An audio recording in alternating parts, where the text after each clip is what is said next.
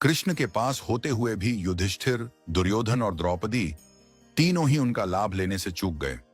दुर्योधन को तो कृष्ण ने 2 बार कुछ लेने का अवसर दिया, परंतु धन, शक्ति और अभिमान के चलते वह लाभ लेने से चूक गया। युधिष्ठिर सबसे बड़े होते हुए भी कृष्ण का लाभ न ले पाए। उलटे कृष्ण से कह दिया कि वे द्यूत क्रीड़ा में भाग न लें और कक्ष से बाहर ही रहें। जब दुशासन रजस्वला द्रौपदी को केश पकड़कर द्यूत भवन में घसीट कर ले जा रहा था, जब भरी सभा में उन्हें निर्वस्त्र कराने का आदेश दे रहा था, तब भी उन्होंने कृष्ण को याद नहीं किया। याद तब किया जब उनकी साड़ी खींची जाने लगी। बस कृष्ण आ गए, लाज बच गई। कृष्ण आते हैं पर उन्हें याद करना पड़ता है। युधिष्ठिर जब एक के बाद एक सब कुछ हारे जा रहे थे, तब भी उन्होंने कृष्ण को याद नहीं किया। करते तो कृष्ण पासे पलट देते। दुर्योधन चतुर था, वह पासे फेंकने में कमजोर था। उसने पहले ही घोषणा कर दी कि उसकी ओर से चतुर मामा शकुनी पासे फेंकेंगे। युधिष्ठिर को तब भी कृष्ण की याद नहीं आई, अन्यथा वे भी कृष्ण से पासे खिलवाते तो द्यूत क्रीड़ा का इतिहास कुछ और होता। युधिष्ठिर चूक गए और कृष्ण के साथ होते हुए भी सब हार गए। कृष्ण की याद जिसे समय पर आई वह अर्जुन था। युद्ध के बीच चारों तरफ अपनों को देखकर जब वह हताश हुआ, तब कृष्ण उसके साथ ही थे। उसने गांडीव रख दिया और स्वयं का समर्पण कृष्ण के सम्मुख कर दिया। फिर क्या था? माधव ने लंबी पराजय का इतिहास ही बदल दिया।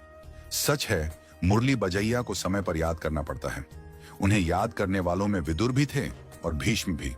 धृतराष्ट्र पुत्र मोह में चूक गए और तमाम कौरव भी। परिणाम देखिए, कुंती के 5 जीवित रहे, गांधारी का कुल समाप्त हो गया। कृष्ण विमुख होकर ना कृपाचार्य रहे ना द्रोणाचार्य।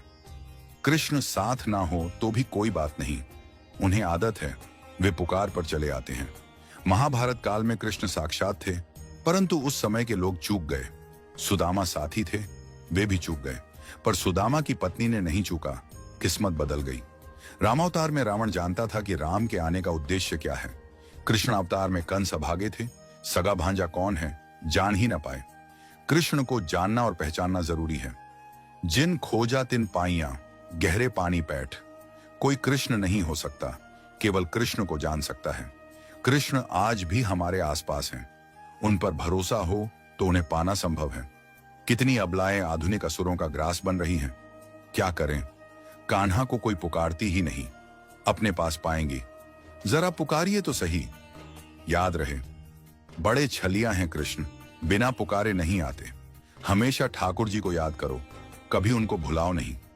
कहीं ऐसा न हो जाए कि श्री कृष्ण को याद करते करते बहुत देर हो जाए।